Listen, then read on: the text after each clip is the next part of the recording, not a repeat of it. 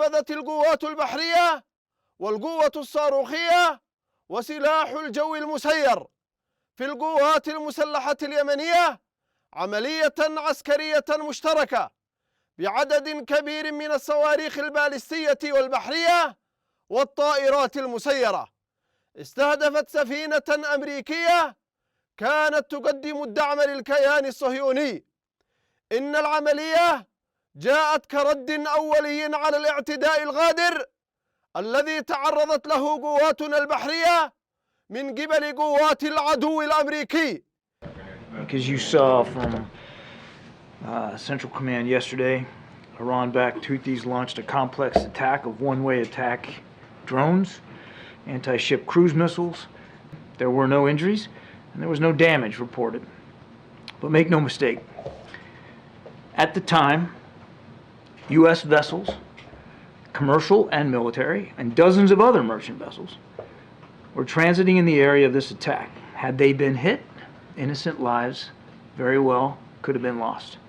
Had they been hit, innocent lives very well could have been lost.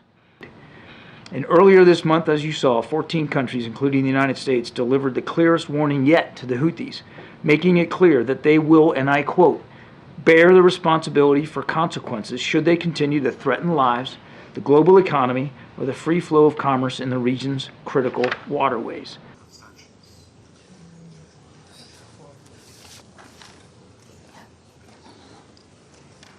Le résultat du vote est le suivant. 11 voix pour, 0 voix contre et 4 abstentions. Le projet de résolution est adopté en tant que résolution 27-22. The threat to navigational rights and freedoms in the Red Sea is a global challenge that necessitates a global response.